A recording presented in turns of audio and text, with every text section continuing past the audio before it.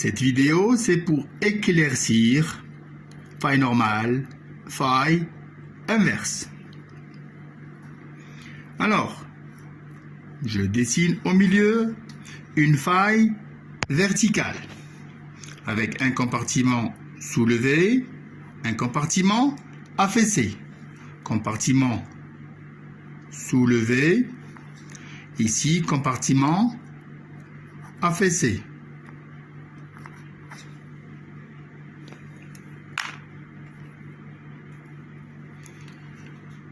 Soulevé comme ça. Et ici, affaissé comme ça.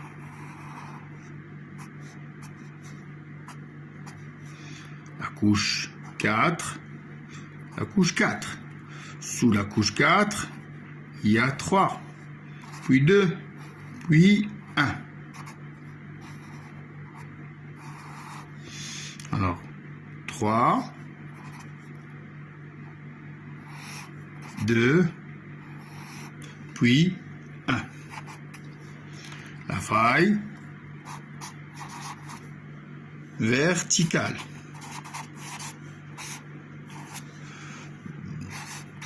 Faille verticale. Qu'est-ce que ça veut dire faille verticale? Pendage.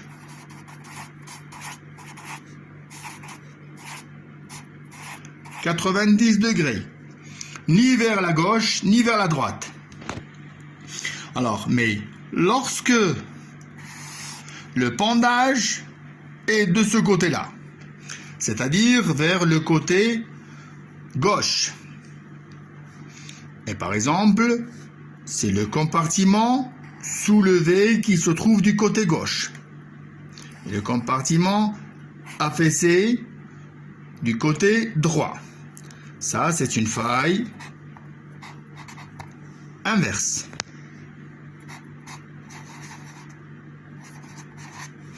Alors, lorsque le compartiment affaissé se trouve du côté droit, alors voilà, compartiment affaissé et le compartiment soulevé. Donc le sens du pendage de la faille est vers le côté où se trouve le compartiment affaissé. Ici, compartiment soulevé.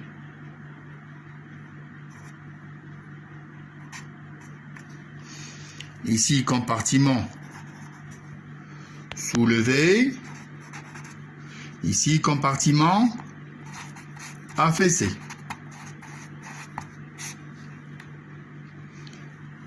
Le sens du pendage de la faille est vers le côté où se trouve le compartiment affaissé. Ça s'appelle une faille normale. C'est une faille normale. Ça y est? Donc, le problème est à moitié résolu. Seulement, sur la carte,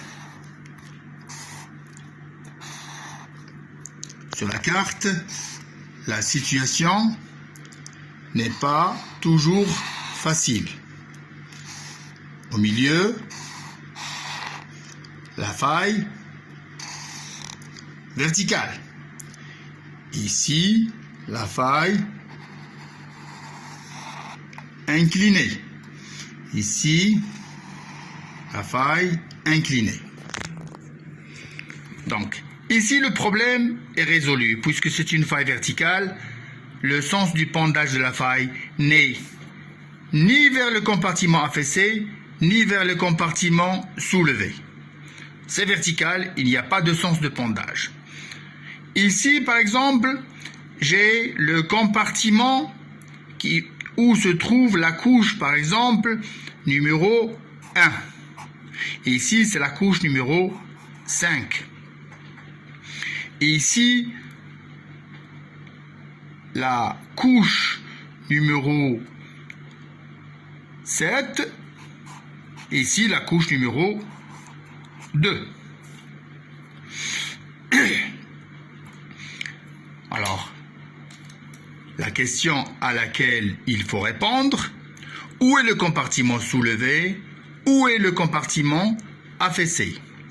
Alors, normalement, lorsqu'on regarde la succession ou bien l'ordre chronologique des couches, on trouve l'ordre 1, 2, 3, 4, 5, 6 et 7, la couche la plus récente. Alors, lorsque je trouve la couche 1 à côté de la couche numéro 5, ça veut dire que 1, normalement, se trouve en profondeur. Mais maintenant, il se trouve en surface, à côté d'une couche qui est normalement située plus haut. Donc, le compartiment qui contient la couche numéro 1 au voisinage de la faille, c'est le compartiment soulevé. Donc ici, le compartiment soulevé. Parce qu'il contient la couche la plus ancienne. Alors, bien sûr, ce côté-là, l'autre côté, c'est le compartiment affaissé. Ça, c'est le compartiment où se trouve la couche la plus récente, c'est le compartiment affaissé. Ici, c'est le compartiment affaissé. Compartiment soulevé, compartiment soulevé, compartiment affaissé, compartiment affaissé. Donc ici, tout simplement parce que c'est une droite et tout ce qui est droite se représente comme un plan vertical. Alors maintenant, je reviens. Compartiment soulevé, si le pendage de la faille est vers le compartiment soulevé, ça va être une faille inverse. Et si le sens du pendage de la faille est vers le compartiment affaissé, comme ici, ça va être une faille normale. Donc, il faut juste comparer les couches de part et d'autre de la faille et pour voir quel est le compartiment soulevé, quel est le compartiment affaissé. Après, lorsqu'on fait la méthode des 3 points pour représenter les failles, si le sens du pendage de la faille est vers le côté où se trouve le compartiment affaissé, c'est une faille normale. Si le sens du pendage de la faille est vers le côté où se trouve le compartiment soulevé, ça va être une faille inverse. Le pendage de la faille se calcule de la même façon que nous avons calculé les pendages pour les couches. Merci de votre attention. Alors, la suite. Une carte géologique à l'échelle 1 sur 10 000. Ça veut dire 1 cm égale 100 mètres. Alors, nous avons plusieurs couches. La couche A, la couche B, la couche C, la couche D, E et F. Alors, directement, l'observation, les limites de couches, on les voit, on l'observe ici, là et là. Ce sont des plans horizontaux, tout simplement parce qu'ils sont parallèles aux courbes de niveau. Alors, parallèles aux courbes de niveau. Ça, c'est la couche D, par exemple, la couche D. Je vois sa limite inférieure, elle est là, ici. Et je suis de l'autre côté, sa limite inférieure, elle se trouve à la même altitude. De ce côté-là, elle se trouve à la même altitude. Alors, l'équidistance dans cette carte, 700, ici 800, 1, 2, 3, 4, 5. 800 moins 700, ça fait 100 divisé par 5, ça fait 20. L'équidistance, alors, l'équidistance égale 20 mètres.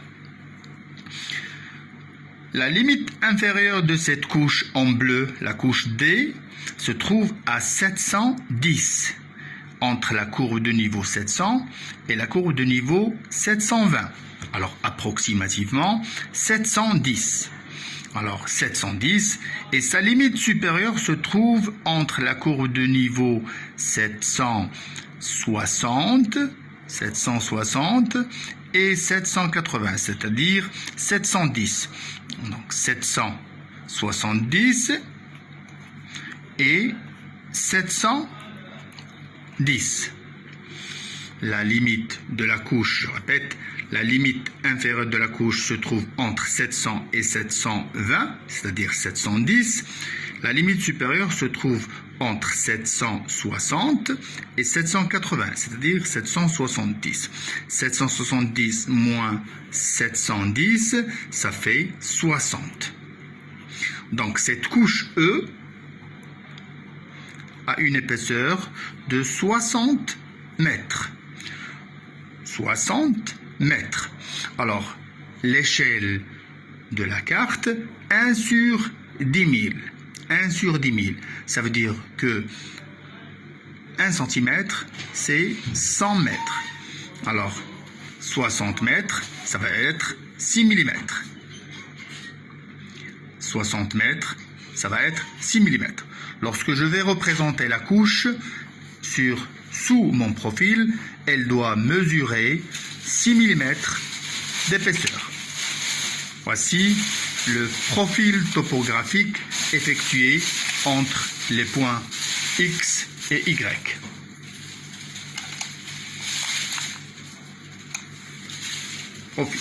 Premier travail à faire, c'est projeter les limites de couche.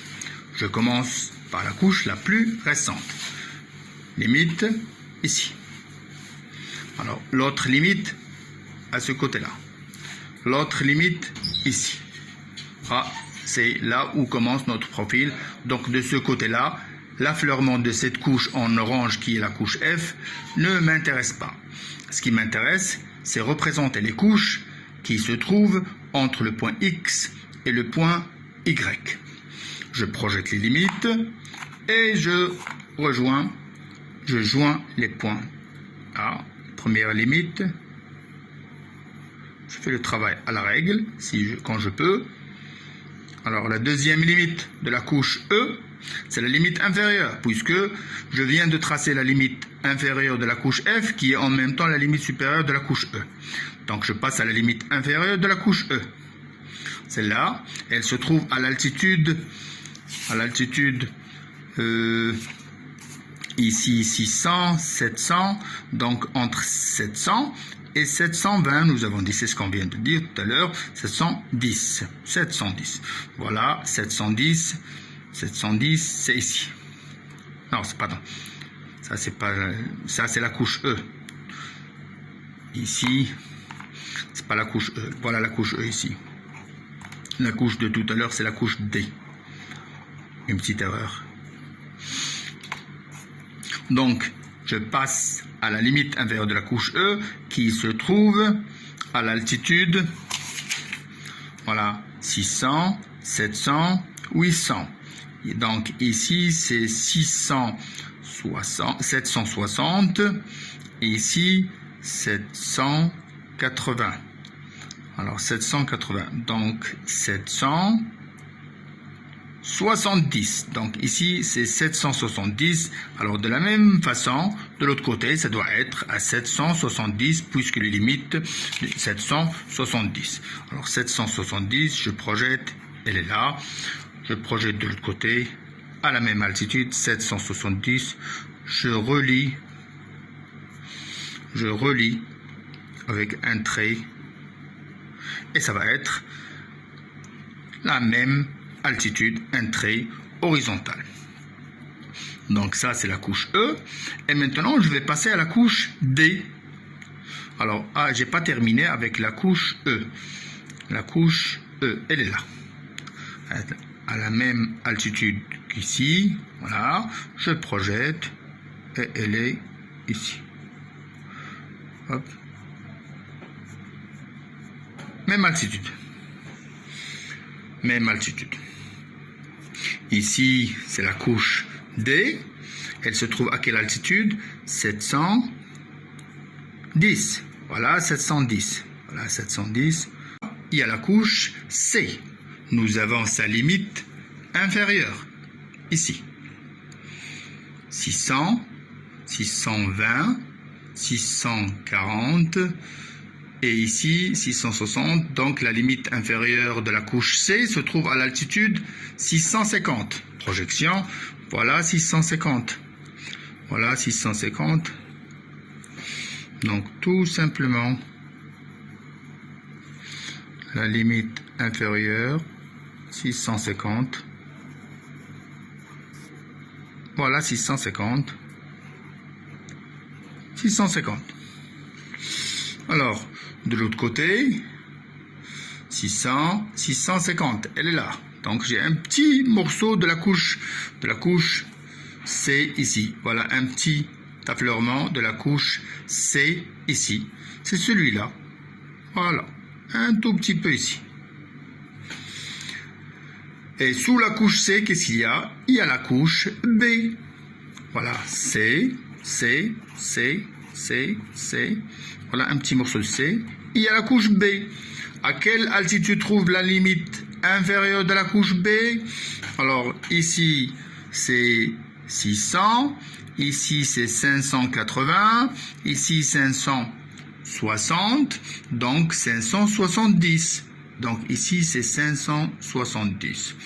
Alors 570, ça veut dire qu'ici 570, voilà.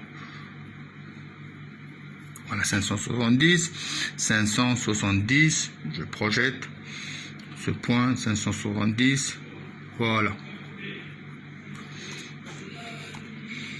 570,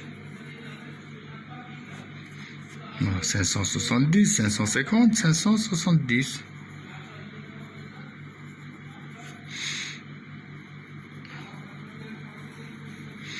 De 570 jusqu'à 650. Jusqu'à 650. Alors 650 moins 570 égale 80 mètres. Il faut que ça soit 8 mm. Alors 8 mm, regardez, je compte, voilà 5 plus 3, ça fait 8 mm. Donc ça, c'est 80 mètres. Ça correspond aussi à 8 mm sous le profil. Alors, par-dessous la couche B, il y a la couche A. Lorsqu'on me donne l'épaisseur de la couche A,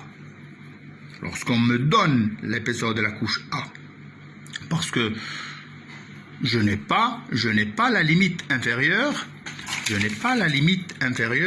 de cette couche A. Je n'ai que la limite supérieure de la couche A qui sépare la couche A de la couche B. C'est ça la limite supérieure de A. Donc, je ne peux pas tracer la limite inférieure de la couche A, sauf si on me donne son épaisseur. Alors, par exemple, on me dit que l'épaisseur de la couche A est de 70 mètres. 70 mètres, ça veut dire 7 mm. Alors, je mesure 7 mm. Voilà, 2 plus 5. Donc, dans ce cas, je vais mettre la limite inférieure de la couche A ici. Voilà, parce que l'épaisseur de la couche A est donnée. 70 mètres. Donc, 7 mm. Sinon, je ne peux pas tracer la limite inférieure. Donc, on peut calculer les épaisseurs des couches horizontales sur la coupe géologique et on peut calculer ces épaisseurs de ces couches horizontales aussi sur la carte géologique, tout simplement en lisant l'altitude de la limite inférieure et l'altitude de la limite supérieure, et on fait la différence d'altitude et on trouve l'épaisseur. Pour la couche la plus récente, voilà, la limite inférieure se trouve à 810.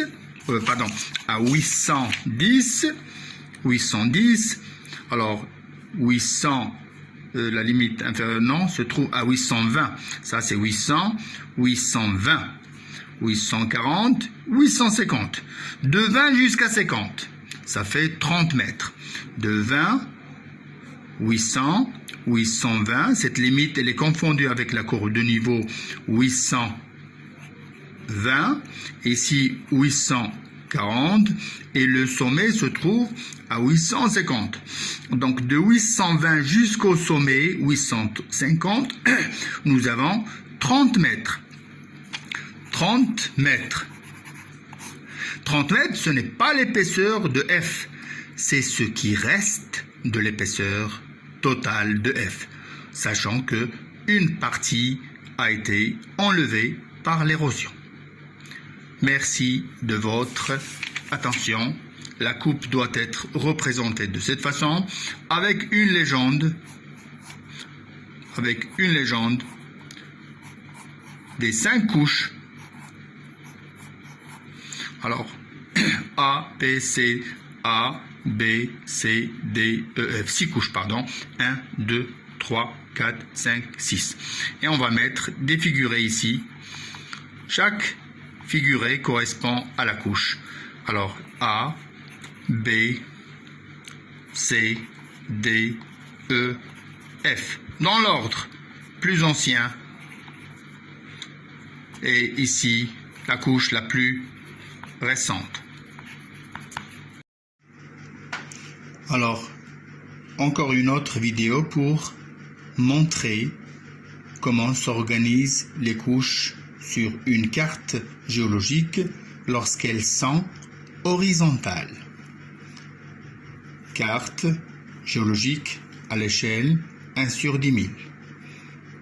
Pour répétition, 1 sur 10 000, ça veut dire que 1 cm sur la carte représente 100 mètres dans la réalité. C'est juste pour graduer l'axe des altitudes que je répète ça. Alors, nous avons ici la couche A, la couche B, la couche C, D, E et F. A, B, C, D, E, F, G. Alors, combien de couches au total? Alors, 1, 2, 3, 4, 5, 6, 7. D, E, F et G. Alors, les limites de couches sont parallèles aux courbes de niveau. Parallèles aux courbes de niveau. Regardez, lorsqu'il s'agit d'une colline, 500, ici la courbe de niveau 500, et ici le sommet 549, la courbe de niveau 350, la courbe de niveau suivante c'est 400, courbe de niveau séparée par une différence d'altitude de la courbe de niveau voisine de 50 degrés, 200, 250, donc l'équidistance égale 50 mètres. Alors, je répète encore une fois, la limite supérieure de la couche A se trouve à l'altitude entre 100 et 150, c'est-à-dire à peu près 125. La limite supérieure de la couche B se trouve 225. La limite supérieure de la couche C se trouve entre 250 et 300, à peu près à 275. Alors la limite supérieure de la couche D se trouve à peu près à 350. À peu près, c'est plus ou moins.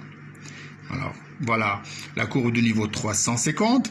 Ici par exemple je vais dire 355. Allez, la limite supérieure de la couche D, 355. Alors la limite supérieure. Alors la limite supérieure de la couche E, à 405. Alors donc la couche E l'épaisseur c'est 405 moins 355. Ça veut dire à peu près 50 mètres moins égale 50 mètres. Donc voici l'épaisseur de la couche E. Épaisseur de la couche E égale. Alors la couche F, alors à peu près à 500 moins 5. Voilà. Alors ça veut dire 495. 495. Et ainsi de suite pour le calcul de l'épaisseur d'une couche horizontale. Il suffit de lire l'altitude de la limite supérieure moins l'altitude de la limite inférieure et on trouve l'épaisseur qui correspond. Alors pour une couche, par exemple j'ai donné l'exemple de la couche E, 405 moins 355, 50 mètres. À l'échelle de la carte, 1 mm, c'est 10 mètres. 50 mètres, ça doit être une couche qui est représentée dans le profil avec 5 mm. Profil topographique exécuté. Voilà.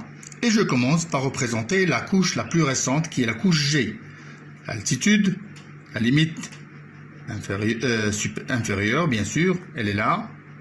C'est les traits noirs. Ça, elle est là. L'autre, à la même altitude, ça doit être à peu près ici. Si je fais une erreur, ça va être visible sur la carte, sur la coupe. La projection de cette limite ici. Là, à peu près là.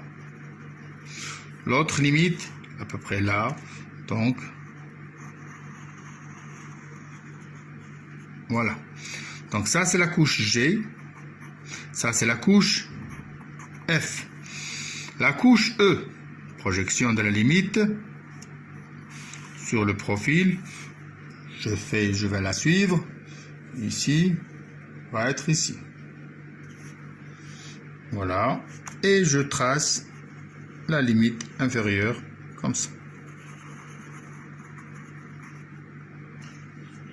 Ça, c'est la couche E. La couche D, entre 250 et 300, c'est 275. Alors, il faut que ce soit à 275. Voici 300, voici 250, et voilà 275, c'est ici, projection correcte, donc ici.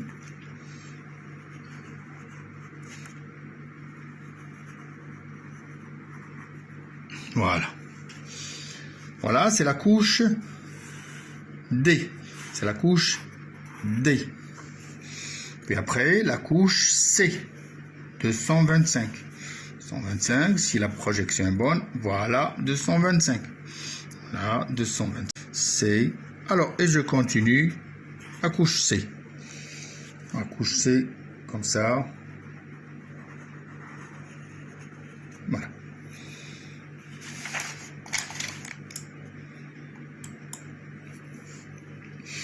Et après, je passe à la couche B. 125. Je projette la limite. Elle doit être à l'altitude 125, comme ici. Voilà, à peu près ici. Projection correcte, plus ou moins. Voilà, 25 mètres, 125. Comme ça, ici, à peu près.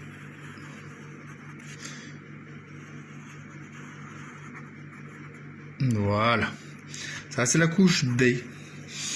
Et de la même façon que tout à l'heure dans la vidéo précédente, la couche A, je n'ai pas sa limite inférieure. Alors tout ça, ça va être la couche A. Sauf si on me précise l'épaisseur de la couche A. Par exemple, on me dit 100 mètres, donc de 125. Donc de 125 jusqu'à 25 mètres. Alors, je descends de 10 mm. Voilà, c'est ici. Si, par exemple, on me donne l'épaisseur de la couche 100 mètres. Voilà.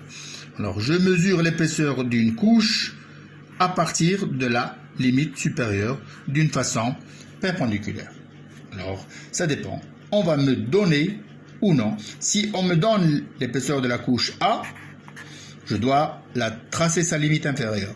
Si on ne me donne pas, je la mets en pointillé avec un point d'interrogation pour dire je ne sais pas à quelle profondeur se trouve l'épaisseur de la couche, la limite inférieure de la couche la plus ancienne A. De toutes les façons, je la vois à cette altitude, la plus basse, de 125 de l'altitude de la limite supérieure 125, l'altitude de la limite supérieure à 125, ici l'altitude du profil à quelle altitude minimale, c'est par exemple 75 mètres, par exemple 75 mètres. Le point Y se trouve à 75 mètres, donc de 75 mètres jusqu'à l'altitude 125, ça fait quand même 50 mètres. Donc je vais dire que la couche A a une épaisseur de au moins 50 mètres. Sinon, c'est plus. De la même façon pour la couche la plus récente. Sa limite inférieure se trouve par exemple à 400 ici. 495. Ça, la limite inférieure de la couche G. Et le sommet, c'est à 549. 549. Alors, 549 moins 495. 495, ça fait quand même 54 mètres. 54 mètres. Alors, je vais dire que la couche G a une épaisseur supérieure ou égale à 54 mètres. La limite supérieure a été enlevée par l'érosion. Ça veut dire que ce que j'ai ici, c'est ce qui reste de la couche G. Et voici le travail effectué. Bien sûr, je dois mettre une légende à côté pour représenter des couches avec des figurés. Chaque couche doit être représentée avec un figuré qui correspond à la nature lithologique de la roche. Alors, calcaire, par exemple, si la couche est calcaire, je la représente avec ce figuré. Si la couche est marneuse, je la représente avec un figuré comme ça. Ce sont des figurés conventionnels pour représenter les couches sous le profil. Sur les cartes, on utilise des couleurs. Sur les coupes géologiques, on utilise des figurés. Merci de votre attention. Salam alaikum. Alors, cette vidéo est faite pour vous introduire le plan incliné. Le plan incliné, c'est le plan qui n'est pas horizontal. Nous avons vu dans les vidéos précédentes comment se présente le plan horizontal sur la carte géologique. Comme ce que vous voyez encore ici, le plan horizontal. C'est le plan qui contient les points A, B, C et D. Ce sont des points qui appartiennent au plan, qui appartiennent tous les quatre au plan horizontal. Donc, tous ces points se trouvent à la même altitude. Alors, je schématise ce plan horizontal. Point A, B, C, D à la même altitude. Mais imaginez que je vais faire une balançoire sur ce plan.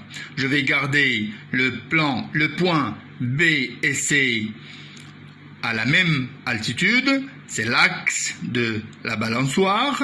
Même altitude BC.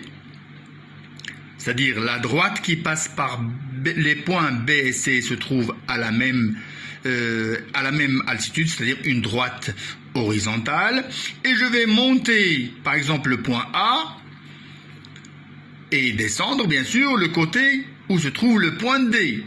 Si, par exemple, comme ça ou comme ça. Comme ça, comme ça.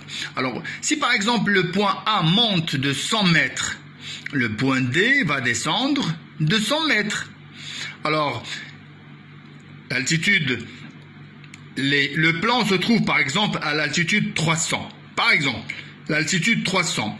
B et C restent à l'altitude 300. Si je monte de 100 mètres, le point A va devenir à une altitude 300 plus 100. Mais le point D se trouvera alors à une altitude 300 moins 100. Alors les points entre A et D, bien sûr le premier point va monter de 75 mètres, au milieu va monter de 50 mètres, après 25 mètres, alors et au milieu, bien sûr, c'est un point qui passe par la droite BC, donc ça va rester à la même altitude. Alors, à ma gauche, je vais descendre au premier point 25 mètres, 50 mètres, puis 75, puis au point D, je vais être à une altitude 300 moins 100, c'est-à-dire 200. Voici le plan. A va monter de 100 par exemple. Elle va venir, à quelle altitude ici? Je monte par exemple 400, 500. Ici, je vais dessiner seulement à 50 mètres. Alors ici, 425. 425. Alors je vais monter de 50 mètres, c'est-à-dire je vais venir ici 475. 475. Alors A va venir ici à'. Alors D va aller à l'altitude combien?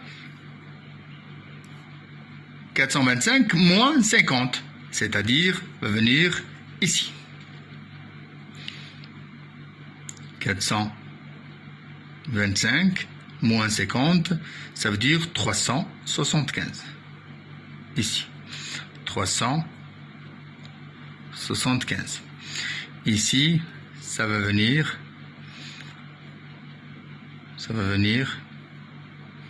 ici, pardon. 425, voilà, et ça va venir ici à quelle altitude?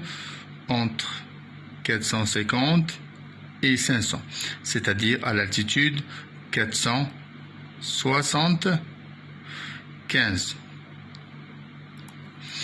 Le point B et C vont rester à la même altitude. Alors A va monter, D va descendre. Et le nouveau plan, alors au milieu, bien sûr, au milieu, voilà le nouveau plan incliné.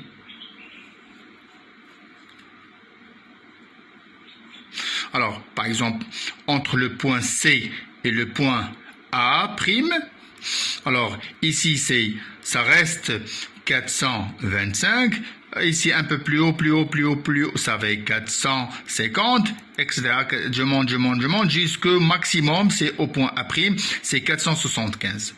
Alors, de la même façon, ici je descends, je parcours la courbe de niveau un peu plus bas, et voilà, je vais venir ici. Alors, de la même façon, et voilà le nouveau plan incliné. Le nouveau plan incliné. Alors, vous voyez que ce n'est pas un plan qui est parallèle aux courbes de niveau, mais c'est un plan qui recoupe les courbes de niveau. Alors, pour le dessiner, c'est très simple. Alors, A, il est de ce côté-là. A', projection de ce point, et je vais projeter ce point à l'altitude qui lui correspond, 375, il est là. Voilà, ça c'est D', et ça c'est A'. Voilà A, voilà D, quand il était horizontal. Maintenant il est incliné, et voilà, hop, je prends la règle, et je dessine. Voilà le plan incliné. Le plan incliné. Alors, c'est un plan bien sûr, qui est incliné d'un angle alpha, qu'on appelle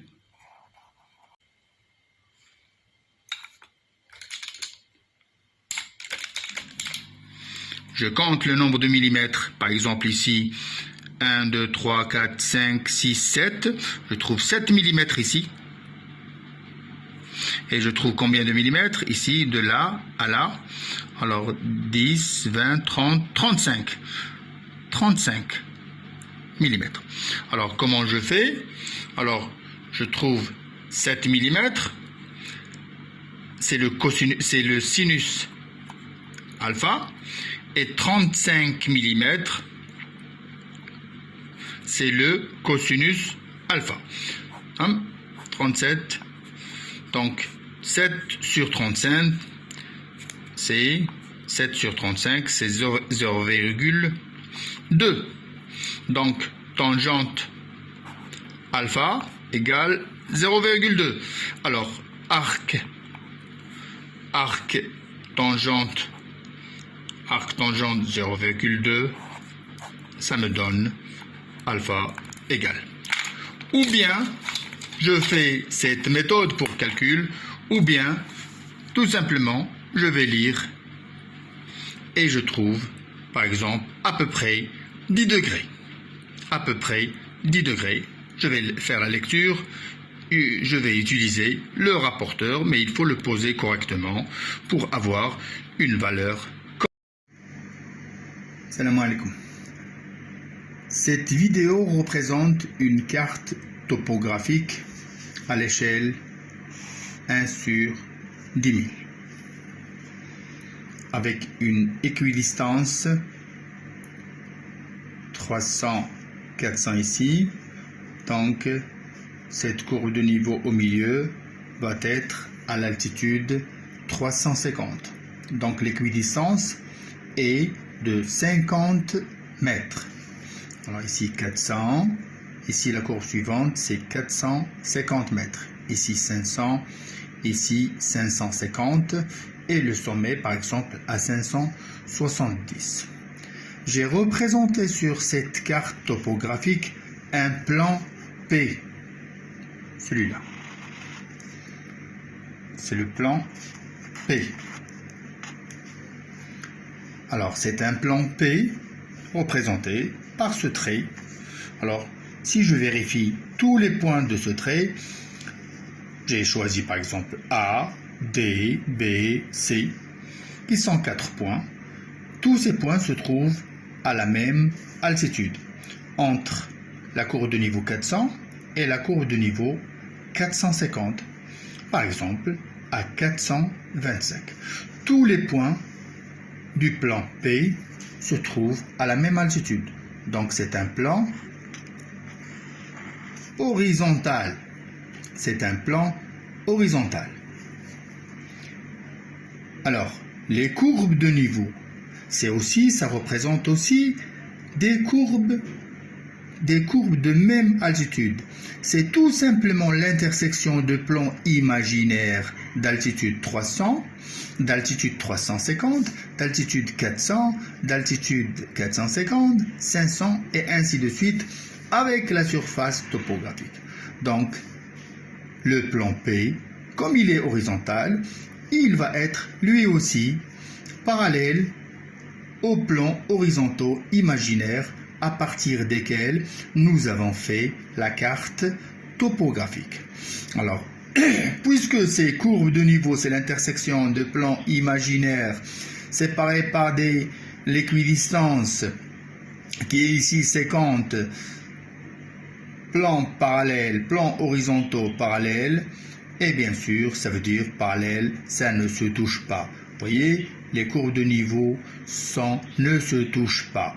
Elles ne sont pas régulièrement espacées, ça c'est l'écartement, mais elles sont régulièrement espacées dans l'altitude, c'est-à-dire il y a une différence d'altitude entre les deux qu'on appelle l'équidistance. Alors le plan P horizontal, remarque, on l'observe ici, on le voit, il est parallèle aux courbes de niveau. Alors, lorsque je veux représenter ce plan sur mon profil topographique, c'est très simple. Je vais projeter le point A à l'altitude qui lui correspond. C'est l'altitude, on a dit 425. Je projette directement à l'altitude 25.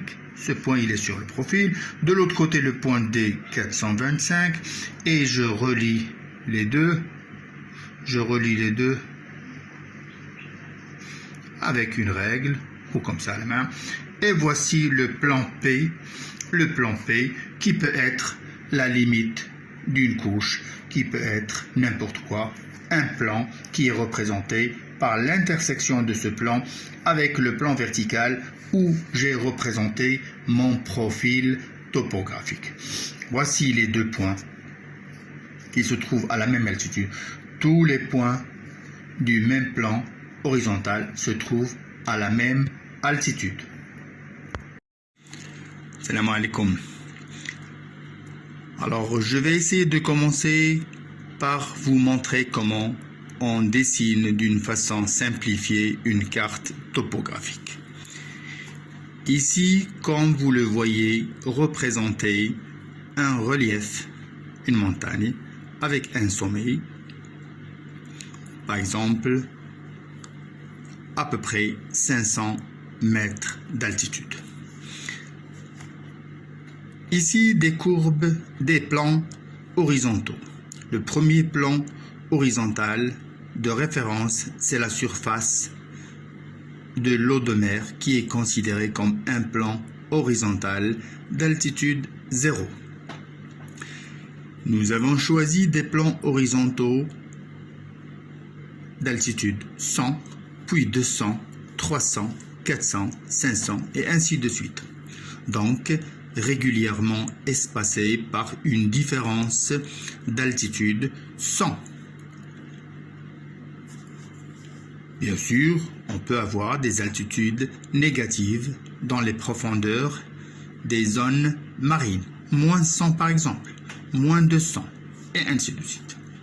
Ce sont des distances donc sur l'axe vertical qui est perpendiculaire bien sûr à la surface horizontale de référence, la surface de l'eau des mers.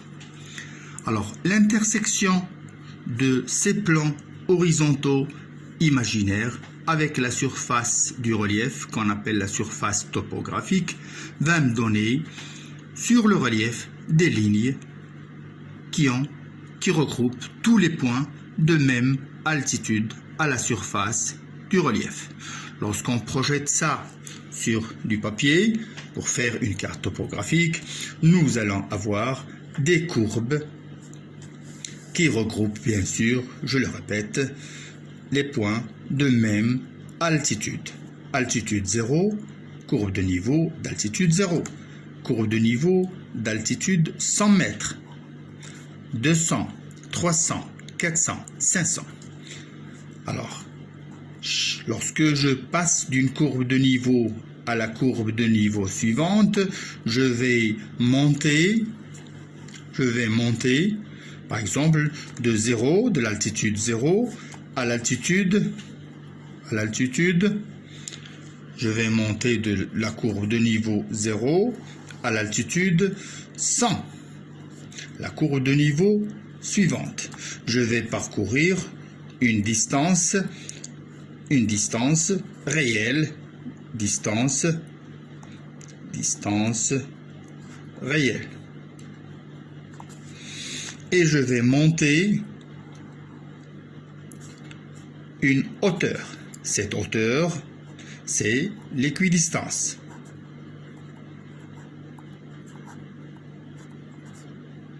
Cette hauteur s'appelle l'équidistance. Donc l'équidistance est une distance mesurée suivant l'axe vertical. Donc c'est une différence d'altitude entre la courbe de niveau et la courbe de niveau voisine. Alors, sur la carte, cette distance réelle projetée sur la carte va me donner celle-là, D'. Alors, cette distance qui sépare les courbes de niveau sur la carte, Ça s'appelle tout simplement l'écartement. L'écartement. Donc, l'écartement. La distance réelle, le chemin réel, ça va être la surface topographique. L'inclinaison de cette surface topographique, c'est l'angle alpha. Alpha, c'est tout simplement ce qu'on appelle la pente de la surface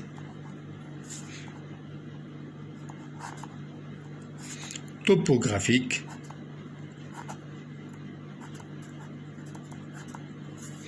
entre deux points A et B. Alors, ça se calcule par la méthode du calcul trigonométrique. Tangente alpha est égal H sur D'. Il suffit de mesurer et la distance, convertir bien sûr à l'échelle et on calcule. Sinon, tout simplement, on le calcule avec notre rapporteur.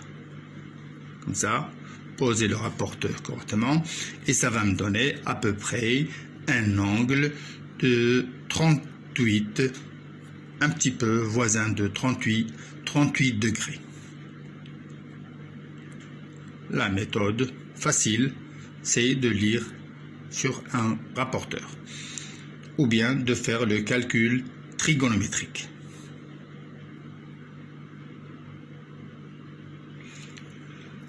Alors, chaque carte a une échelle. Exemple, je donne un exemple, échelle 1 sur 25 000. Ça veut dire tout simplement 1 cm représente 25 000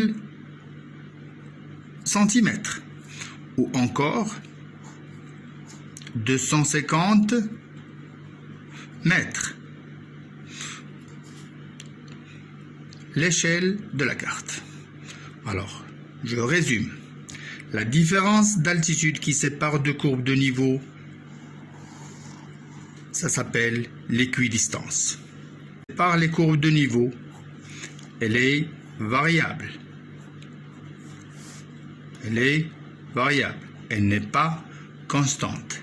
C'est ce qu'on appelle l'écartement.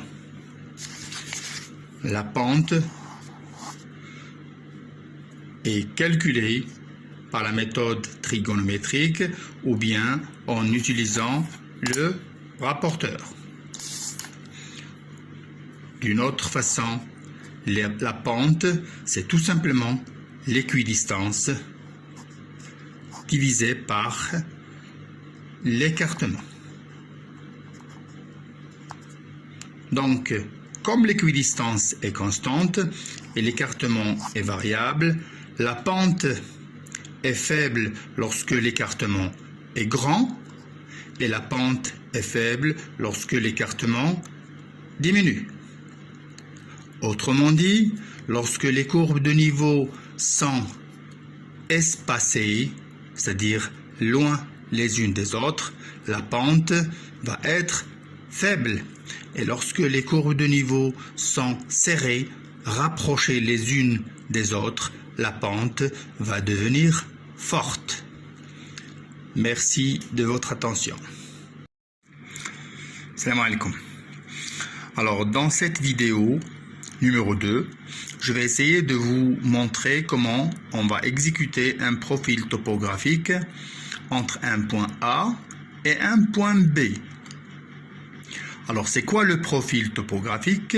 C'est tout simplement la description du chemin parcouru entre le point A et B, c'est-à-dire montrer le changement ou bien la variation des altitudes entre le point A et B. Les altitudes, bien sûr, sont représentées par les courbes de niveau. Alors, une carte topographique a une échelle 1 sur 10 000. Par exemple, 1 sur 10 000, ça veut dire que 1 cm sur la carte représente 10 000 cm dans la réalité. 10 000 cm, ça veut dire 100 mètres. Échelle numérique. Échelle graphique. 1 cm, hauteur, 1 cm de distance, ça représente dans la réalité 100 mètres. Alors le premier travail qu'on va faire pour faire un profil topographique, c'est dresser l'axe des altitudes au point A et dresser l'axe des altitudes au point B. Voilà, et graduer ces axes des altitudes. On travaille sur du papier millimétré, il est déjà gradué par des centimètres et des petites graduations, c'est des millimètres. Alors, 1 cm, c'est 100 mètres. Alors, on va voir les altitudes sur le profil, sur le trait de coupe AB. AB, le trait de coupe. Alors, c'est 300, 320, 200. Donc, ça varie entre 200 et 320. Donc, je vais mettre ici, par exemple, 400. Ici, 300, bien sûr. Ici, 200. Donc, axe des altitudes, gradué, gradué. Voilà. 200, 300 et 400. Graduer l'axe des altitudes avec l'échelle. Attention, avec l'échelle.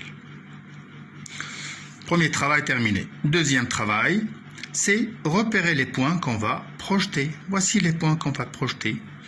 C'est l'intersection entre le trait de coupe et les courbes de niveau. Donc on va repérer les altitudes de ces courbes de niveau. Donc je vais avoir besoin de ce qu'on appelle l'équidistance. Des fois l'équidistance est donnée et des fois on doit la chercher. Alors ici, on doit la chercher. Je vois ici une indication de 100 et une indication 300. C'est-à-dire je vais monter une fois, 2 fois, 3 fois et 4 fois l'équidistance. Sachant que l'équidistance, c'est la différence d'altitude qui sépare deux courbes de niveau voisines. Donc 300 moins 200 divisé par le nombre d'équidistances que nous avons ici, c'est 4. 300 moins 200, c'est égal 100 divisé par 4, ça veut dire l'équidistance est 25. Donc l'équidistance, 25. Donc 25. Si ça c'est 200, ça veut dire que c'est là, c'est 225. Les courbes de niveau dessinent un V, puisqu'il y a un passage d'un oued ici. Alors le V qui est à l'intérieur est le plus petit. Si ça c'est 200, celui-là c'est 200 plus l'équidistance. Celui-là c'est 225, celui-là ça va être 250. Et celui-là bien sûr 275. Celui-là à l'extérieur ça va être 300. Ça ne nous intéresse pas pour l'instant. Alors 250, 275 et 300, le sommet à 320 et je redescends à 300 et ici c'est 275. Donc j'ai repéré tous les points que je vais projeter, donc je vais faire le travail. Je pose le papier millimétré sur le trait de coupe, comme ça, et je commence. 275. Projection à l'altitude qui lui correspond. 300. Projection à l'altitude 300. 320. Voilà 300 plus 2 mm, etc. Ici, à nouveau 300. 275. 250. 225. L'oued, c'est au niveau 200. Point suivant, 225. 250. 275. Et je n'arrive pas à l'altitude 300. Donc voici 300. Ici, c'est 300. Ici, 200. Je relie les points sans toucher 300 puisque je ne suis pas arrivé à 300. Donc, je relie les points. Voilà. Voilà. Voilà. Le sommet, je monte jusqu'au sommet 320, puis je redescends et dessiner. Je dois l'orienter. Le point B se trouve à l'est et le point A se trouve à l'ouest. Et le titre de mon travail, c'est Profil topographique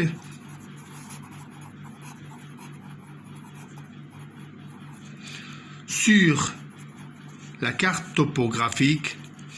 Je donne le nom de la carte et l'échelle 1 sur 10 000, l'échelle numérique. Et bien sûr, je dois situer le profil topographique géographiquement pour savoir quel profil on a fait. Sommet. Salam alaikum. Alors, encore une fois, une nouvelle vidéo pour expliquer comment représenter une falaise sur un profil topographique. Alors, nous avons une carte topographique à l'échelle 1 sur 5000. 1 cm, 50 mètres. 1 cm, 50 mètres. Donc, 1 cm, comme ça.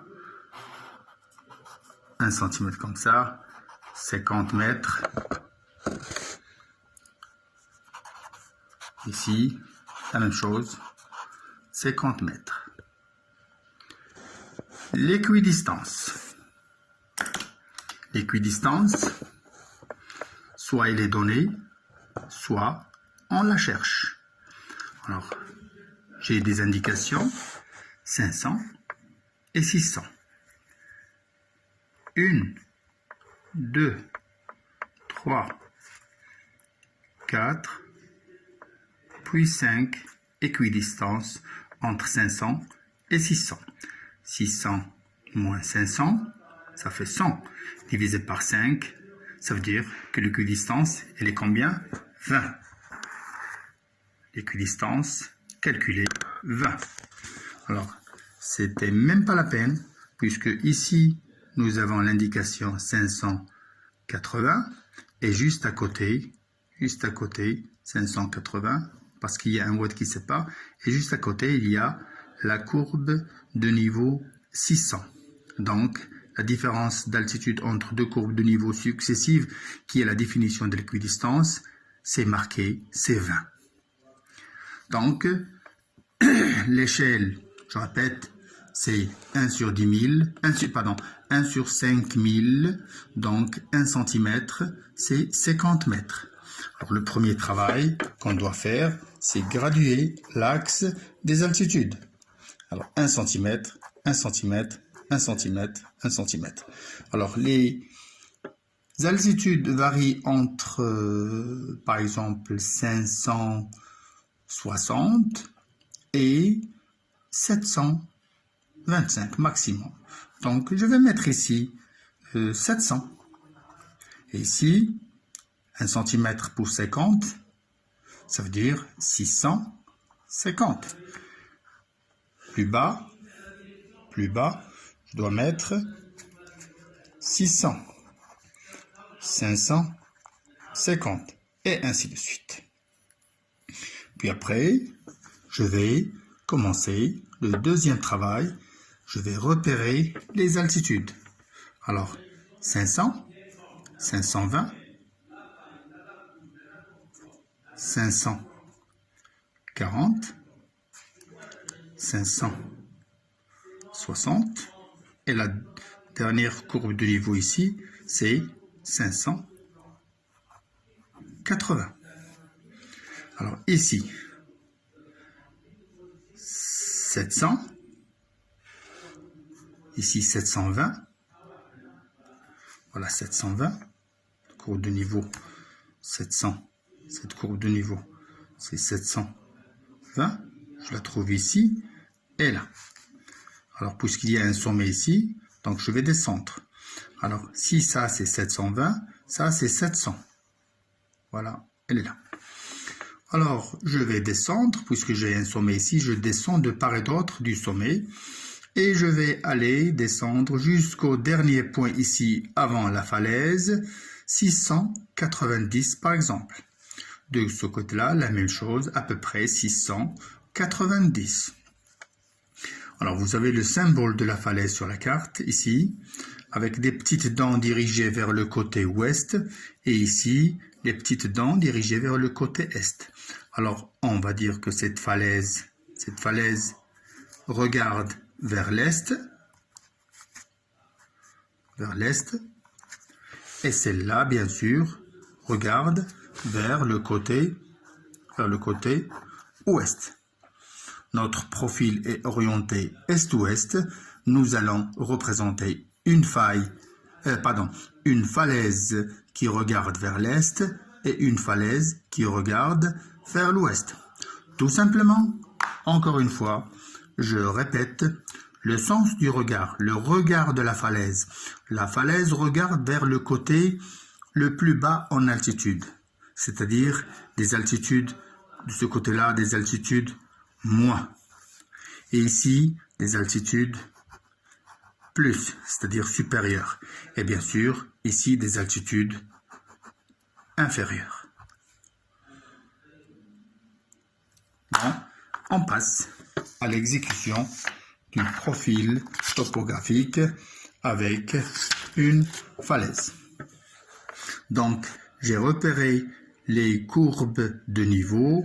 Alors ici, c'est 500, je projette à 500, 520, 740, 60, et je relie tous les points, comme ça,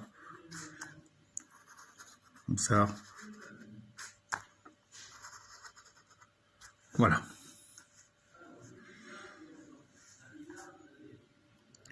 « 580, c'est le dernier point. Alors, de l'autre côté, 690, dernier point, voilà, horizon 25, 720, 700 et 690. Voilà, 690. Voilà, 690. Voilà, 690. Ce point, 690. Le dernier point, ici. Alors, je passe de l'autre côté de la falaise. Alors, ici, 600. 580. L'oued, un peu moins. Et je trace les points comme ça. Je remonte 580, puis je remonte à 600, et plus, ici, le dernier point avant la falaise, c'est 620 par exemple. C'est la courbe de niveau. Bon, je descends, je monte jusqu'à 620. Alors j'ai 3 portions du profil. Je dois les relier, comme ça. Falaise qui regarde vers le côté ouest. Ici, la falaise qui regarde vers le côté est. Et ainsi, nous avons représenté un profil topographique avec 2 falaises. Salam alaikum. Dans cette vidéo numéro 3, on va voir comment représenter une falaise sur un profil topographique. Alors, tout simplement, le symbole de la falaise, il est comme ça. Alors, ce symbole, avec des petites dents qui regardent vers l'ouest, on dit que la falaise a un regard ouest. Alors, cette falaise a un regard est. Ça veut dire tout simplement du point de vue topographique que ce côté-là, du côté est, est moins haut que le côté ouest qui est plus haut. Le contraire de ce côté-là. Ici c'est le côté plus haut, ici c'est le côté moins haut. Une falaise n'est pas une faille. Une falaise, c'est différent d'une faille. Alors, toutes les deux, la falaise et la faille, sont des cassures. La falaise, c'est une cassure de la pente. La falaise est une cassure de la pente, du profil. La faille est une cassure des formations géologiques sous le profil. Alors, un profil avec une falaise qui regarde vers l'est, hop, comme ça. Le côté plus haut, le côté plus bas, voilà. Ici, ça, c'est une falaise, le côté moins haut. Mais ça, c'est une falaise. Alors, ici,